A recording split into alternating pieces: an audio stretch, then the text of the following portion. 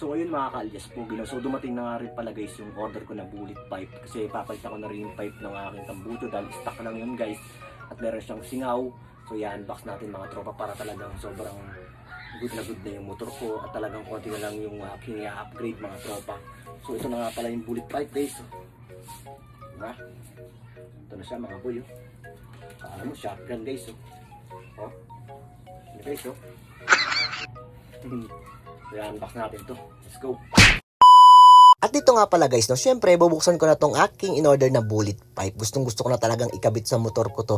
Kaya ko naman siyang ikabit, kaso nga lang ang problema guys, pag nagkabit pala tayo ng bullet pipe, akala ko talaga pag bumili ka ng mga ganitong pipe, ikakabit mo na lang siya para magamit mo. Hindi pala guys, syempre pag nagpalit ka pala ng mga tambucho, itono pa pala yung karburador mga tropa. Syempre mamaya ipapakabit ko rin to sa aking Insan mga tropa.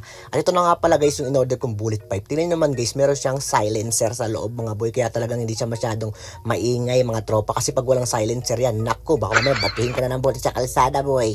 Pero guys, no, hindi makukumpleto ang pagpapogi ng aking Keyway Copy Racer 152 ng aking si Partners. Ito nga pala guys, pwede mo siyang palampampalo. Oh, yabang mabaya.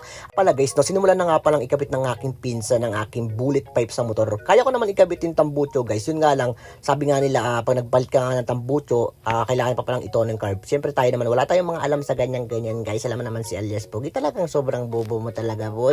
Kaya nga siyempre, tumawag na rin tayong talagang mechanic para siguradong sigurado na para pag binomba natin guys, hindi siya nagbabackfire guys.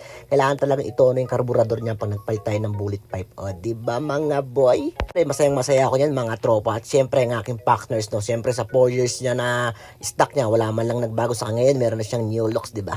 Sobrang apogi na ng aking Partners mga boy. At talagang pambitang ng sambalis to mga tropa, no? Talaga ako makita sobrang pogi mo na talaga Partners. At ito nga pala mga tropa, sinimula na nga pala ng pinsan kong itono yung karburador ng aking Partners. At nakabit na rin nga pala yung bullet pipe. Grabe, sobrang ang ganda talaga boy. At dito nga pala guys, papakita ko nga pala yung dating video ng aking Partners. Ito naman pala guys yung video ng aking Keyway Copy Racer na stock. Tinan nyo guys, sobrang stock talaga yan, as in puro change ilang si alias Pogi dyan. So papakita ko na yung video niya. Ito na siya guys.